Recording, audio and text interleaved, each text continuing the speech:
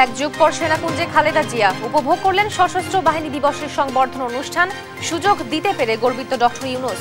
এক যুগ ধরে তিনি এই মহাসম্মেলনীতে অংশগ্রহণ করার সুযোগ পান নাই, আজকে সুযোগ পেয়েছেন। আমরা সবাই আনন্দিত এবং গর্বিত যে আমরা এই সুযোগ দিতে পেরেছি আপনাকে। সাবেক সচিব নাসির উদ্দিনের নেতৃত্বে নির্বাচন কমিশন শহীদদের রক্তের সঙ্গে বেইমানি নয়, ভোটাধিকার প্রতিষ্ঠায় চ্যালেঞ্জ মোকাবেলায় প্রত্যয়। ডিসেম্বরে ঢাকা দিল্লি পররাষ্ট্র সচিব পর্যায়ের বৈঠক, গুরুত্ব পাবে হাসিনাকে ফেরত পাঠানোর ইস্যু, বাংলাদেশ নিয়ে অপপ্রচারের নিন্দা। স্বচ্ছতার স্বার্থে ট্রাইব্যুনালে সীমিত পরিসরে আপিলের সুযোগ, জানালেন আইন উপদেষ্টা। আলোচনার ভিত্তিতেই নেই দল নিষিদ্ধের বিধান। আদালতের নিষেধাজ্ঞা উপেক্ষা সড়ক ও রেলপথ অবরোধে ব্যাটারি চালিত রিকশা চালকরা, সাধারণ মানুষের ভোগান্তি। দুই দিন পর রাস্তাঘাটে আইসা রাস্তা বন্ধ, সবারই ভোগান্তি। এখন শ্রমিকরা তো দাবিটা করতেই পারে, এখন সরকার উচিত একটা সমাধান করে। এই পর্যন্ত প্রায় 1 ঘন্টার উপরে লাগছে। এবং নেতানিয়াহু গ্ল্যান্ড ও হামাস কমান্ডারের বিরুদ্ধে আন্তর্জাতিক অপরাধ আদালতের গ্রেফতারি পরোয়ানা জারি, যুদ্ধাপরাধের অভিযোগ।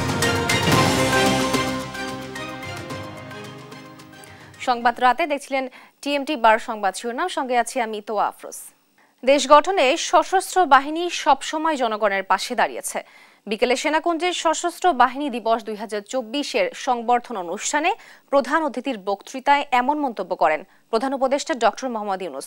বলেন, গণতান্ত্রিক ও অনুগত নেতৃত্বের প্রতি শ্রদ্ধাশীল থেকে সশস্ত্র বাহিনী কাজ করে যাচ্ছে। সশস্ত্র বাহিনী দেশের সার্বভৌমত্ব রক্ষার পাশাপাশি শান্তিরক্ষা মিশনে দক্ষতার সঙ্গে কাজ করে যাচ্ছে বলেও জানান প্রধান উপদেষ্টা ডক্টর মোহাম্মদ ইউনূস। আরও জানাচ্ছেন ফখরুল ইসলাম। সশস্ত্র বাহিনী দিবস 2024-এর সংবর্ধনা অনুষ্ঠান স্থলে প্রধান উপদেষ্টা পরিষদ, সামরিক বেসামরিক উচ্চপদস্থ কর্মকর্তা ও রাজনীতিকদের আগমনে মিলন মেলায় পরিণত হয় সেনাকুঞ্জের অনুষ্ঠানে প্রায় 1 যুগ পর আমন্ত্রিত অতিথি হিসেবে সাবেক প্রধানমন্ত্রী ও বিএনপি চেয়ারপারসন বেগম খালেদা জিয়া উপস্থিত হন। বিকেল 4টার পর সেনাবাহিনী প্রধান, নৌ ও বিমান বাহিনী প্রধানকে নিয়ে অভিবাদন মঞ্চে ওঠেন প্রধান উপদেষ্টা ডক্টর মোহাম্মদ ইউনূস। জাতীয় সঙ্গীত পরিবেশনের মধ্য দিয়ে শ্রদ্ধা জানিয়ে শুরু হয় অনুষ্ঠানের কার্যক্রম। এই সময় মুক্তিযুদ্ধের বীর শহীদ ও জুলাই অগাস্টের শহীদদের প্রতি শ্রদ্ধা জানিয়ে সার্বভৌমত্ব রক্ষায় সশস্ত্র বাহিনীর আত্মত্যাগ তুলে ধরেন প্রধান উপদেষ্টা। আজকের এই বিশেষ দিনে আমি সশ্রদ্ধ চিত্তে স্মরণ করছি মহান মুক্তিযুদ্ধের বীর শহীদদের, যাদের রক্তের বিনিময়ে অর্জিত হয়েছে আমাদের এই স্বাধীনতা। একই সাথে আমি গভীর শ্রদ্ধা জানাচ্ছি জুলাই আগস্ট মাসে ছাত্র জনতার অভ্যুত্থানে নিহত ও আহত সকলের প্রতি। স্বাধীনতার সূচনা লগ্ন থেকেই দেশের স্বাধীনতা ও সার্বভৌমত্ব রক্ষা এবং নিরাপত্তা নিশ্চিত করার পাশাপাশি দেশ গঠন ও জাতীয় দুর্যোগ মোকাবেলায় সশস্ত্র বাহিনী সবসময় জনগণের পাশে থেকে কাজ করে আসছে। দেশ ও দেশের বাহিরে শান্তি মিশনে সশস্ত্র বাহিনী দক্ষতার সঙ্গে কাজ করছে বলে জানান ডক্টর মোহাম্মদ ইউনূস। জাতিসংঘে আমাদের শান্তিরক্ষীরা 43টি দেশে 63টা ইউএন মিশন সফলতার সঙ্গে সম্পন্ন করেছে। বর্তমানে 12টি মিশনে আমাদের শান্তিরক্ষীরা নিয়োজিত আছে। বিশেষভাবে উল্লেখ্য যে বাংলাদেশ বর্তমানে অন্যতম বৃহৎ নারী শান্তিরক্ষী প্রেরণকারী দেশ হিসেবে বিশ্বে পরিচয় লাভ করেছে। আমরা তাদের জন্য একটা জোরে হাততালি দেব। দেশের গণতন্ত্র ও নেতৃত্বের প্রতি সশস্ত্র বাহিনীর শ্রদ্ধাশীল ভূমিকার কথাও তুলে ধরেন প্রধান উপদেষ্টা। দেশের ছাত্র জনতা এবং সাধারণের পক্ষে দাঁড়িয়ে সশস্ত্র বাহিনী আবারও দেশের মানুষের কাছে আস্থার প্রতীক হিসেবে স্বীকৃতি লাভ করেছে। সেনাকুঞ্জে কুশল বিনিময় শেষে প্রধান উপদেষ্টার আমন্ত্রিত অতিথিদের ধন্যবাদ বক্তৃতার মধ্য দিয়ে শেষ হয় সশস্ত্র বাহিনী দিবস 2024। ফখরুল ইসলাম, দেশ টিভি, ঢাকা। এক যুগেরও বেশি সময় পর সেনাকুঞ্জে সশস্ত্র বাহিনী দিবসের আনুষ্ঠানিকতায় যোগ দিলেন বিএনপি চেয়ারপারসন বেগম খালেদা জিয়া। এর মধ্য দিয়ে প্রায় 7 বছর পর প্রকাশ্যে কোনো অনুষ্ঠানে এলেন 3 বারের সাবেক প্রধানমন্ত্রী। সশস্ত্র বাহিনীর আনুষ্ঠানিকতায় তার সঙ্গে সাক্ষাৎ ও কুশল বিনিময় করেন অন্তর্বর্তী সরকারের প্রধান উপদেষ্টা ডক্টর মোহাম্মদ ইউনূস। শাহিদুজ্জামান সাকিবের প্রতিবেদন। বিএনপি চেয়ারপারসন খালেদা জিয়াকে 40 বছরের স্মৃতি বিজড়িত মইনুল রোডের বাসা ছাড়তে হয়েছিল 2010 সালের এই নভেম্বরেই। বালুর ট্রাক দিয়ে তার বাসভবন অবরুদ্ধও রেখেছিল পতিত আওয়ামী লীগ সরকার। রাজনৈতিক প্রতিহিংসার কারণে দীর্ঘদিনের কারাভোগও করতে হয়েছে তাকে। কারো সাথে আপোষ না করে শেষ পর্যন্ত 12 বছরেরও বেশি সময় পর বিজয়ীর বেশেই সশস্ত্র বাহিনীর আনুষ্ঠানিকতায় যোগ দিলেন বিএনপি চেয়ারপারসন খালেদা জিয়া।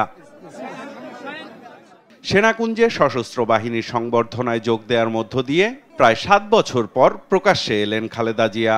সশস্ত্র বাহিনীর আনুষ্ঠানিকতায় তাকে স্বাগত জানান প্রধান উপদেষ্টা ডক্টর মোহাম্মদ ইউনূস। বাংলাদেশের 3 বারের নির্বাচিত প্রধানমন্ত্রী,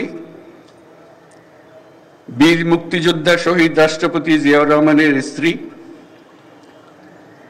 বেগম খালেদা জিয়া আজ এখানে আমাদের মধ্যে উপস্থিত আছেন।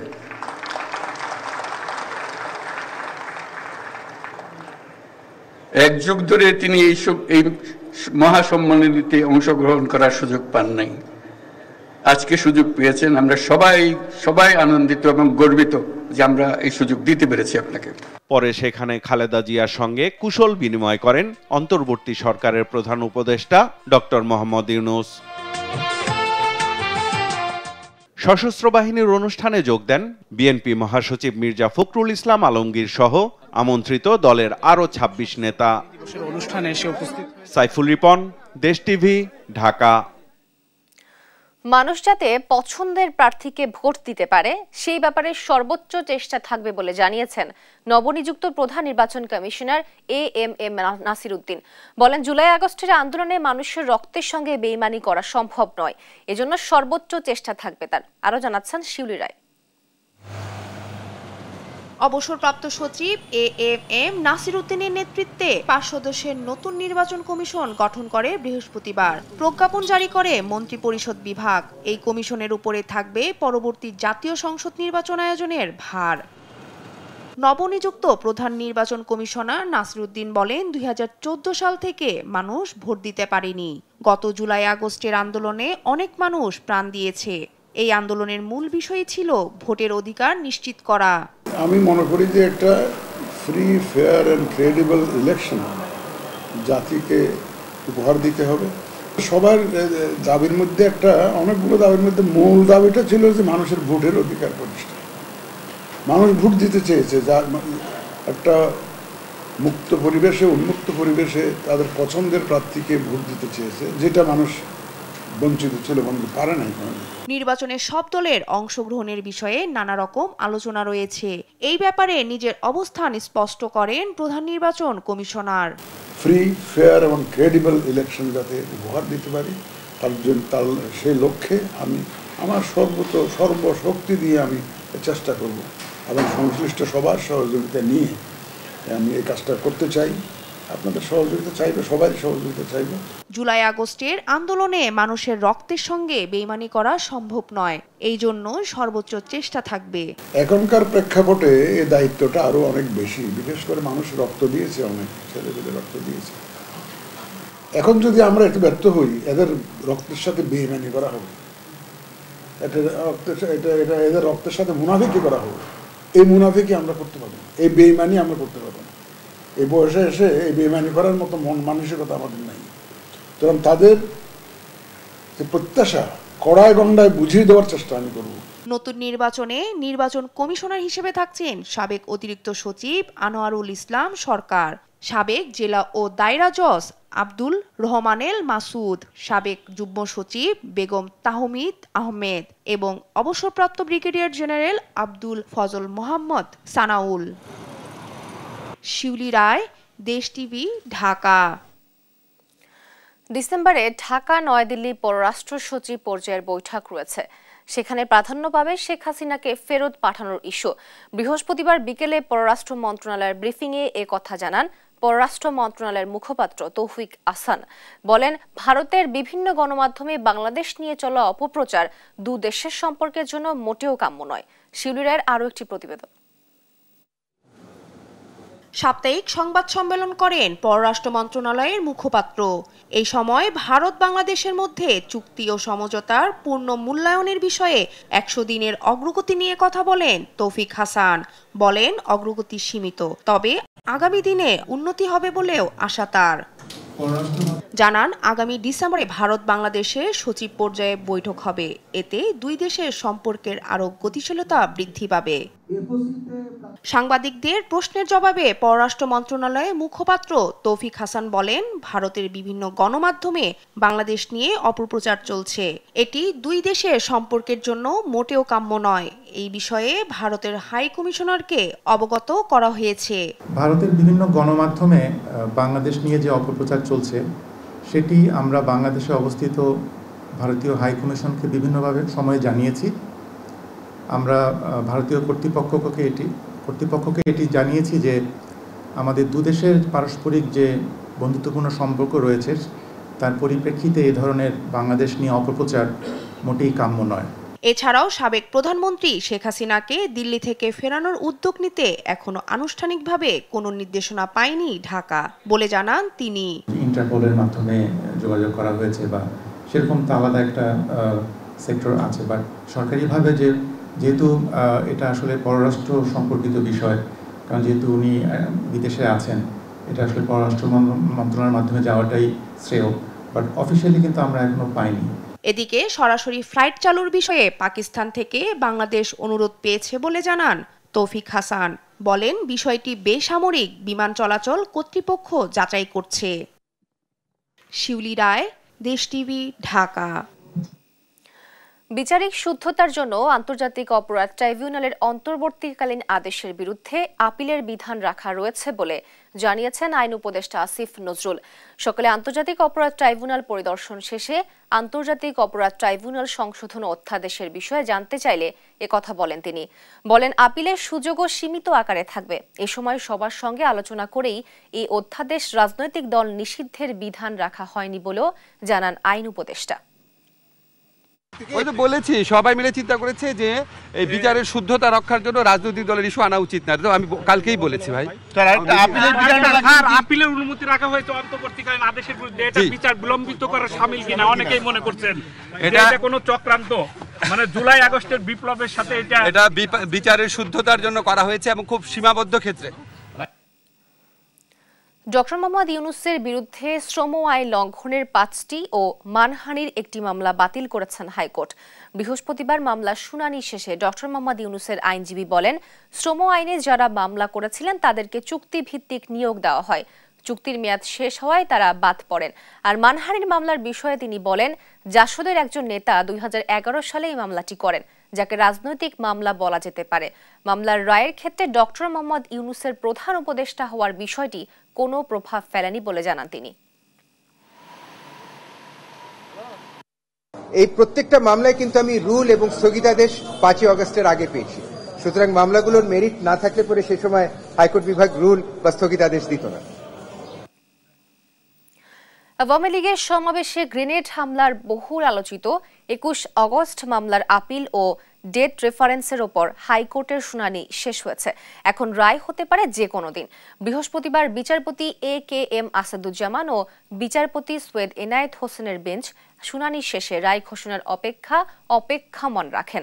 শুনানিতে রাষ্ট্রপক্ষে ছিলেন deputy attorney general Mohammad Jasim Sarkar. আসামির পক্ষে ছিলেন জ্যেষ্ঠ আইনজীবী SM শাহজাহান ও শিশির মনির।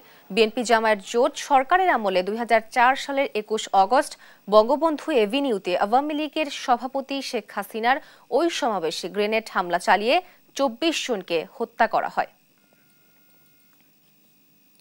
আদালতের আদেশ উপেক্ষা করে সকাল থেকে আন্দোলনে নামেন ব্যাটারি চালিত রিকশা চালকরা। আগারগাঁও, কল্যাণপুর, গাবতলী, টেকনিক্যাল, মহাখালী, মোহাম্মদপুর, পল্লবী, ডেমরা এলাকায় চালকরা সড়ক অবরোধ করে বিক্ষোভ শুরু করায় বন্ধ হয়ে যায় যান চলাচল। চরম ভোগান্তিতে পড়েন সাধারণ মানুষ। শাহাদাত নিশাদের রিপোর্ট জানাচ্ছেন নাফিয়া ফারসানা। সকাল থেকে চিত্র রাজধানীর বিভিন্ন সড়কের। যানজটে স্থবির রাজধানীর প্রধান সড়কগুলো। পায়ে হেঁটেই গন্তব্যে যাচ্ছে সাধারণ মানুষ। এর নেপথ্যে কারণ অটোরিকশা চালকদের রাস্তা অবরোধ। রাজধানীর বিভিন্ন সড়কে সকাল থেকে অবরোধ করে আন্দোলন করছে অটো চালকরা। আমাদের পেটে লাথি পড়ে গেছে ভাই, আমাদের পেটে কষ্ট নিয়ে আমরা এখানে মেইন রোডে নামি।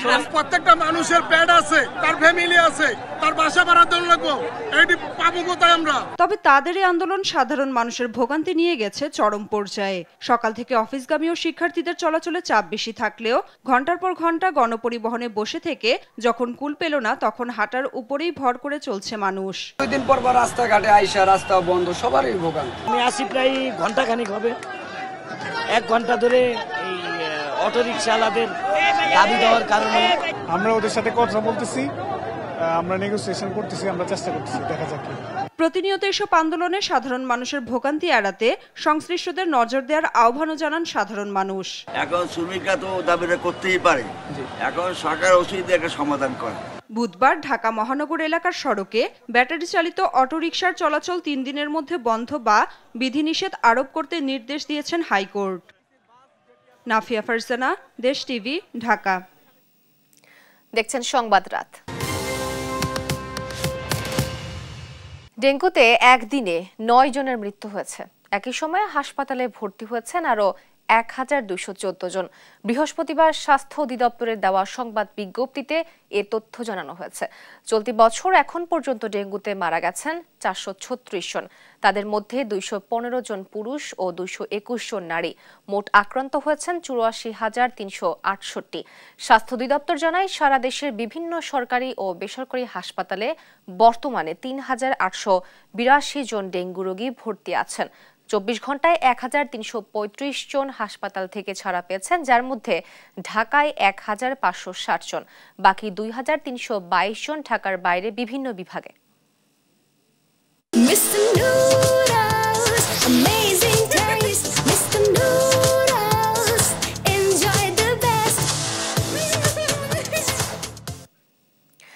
ভারতের বৃহৎ শিল্প গোষ্ঠী আদানি গ্রুপের চেয়ারম্যান ও বিশ্বের অন্যতম ধনী ব্যক্তি গৌতম আদানির থলের বিড়াল বেরিয়ে আসছে। সৌরবিদ্যুৎ প্রকল্পের জন্য গোপনে 250 মিলিয়ন মার্কিন ডলার ঘুষের প্রস্তাব দেওয়ার অভিযোগে নিউ ইয়র্কে ঘুষ ও প্রতারণা দায়ের করায় মামলায় অভিযুক্ত এ ভারতীয় ধনকুবের। সেই সঙ্গে আদানির বিরুদ্ধে গ্রেফতারি পরোয়ানা জারি করেছেন বিচারক। বিস্তারিত লুৎফুর কবিরের রিপোর্টে।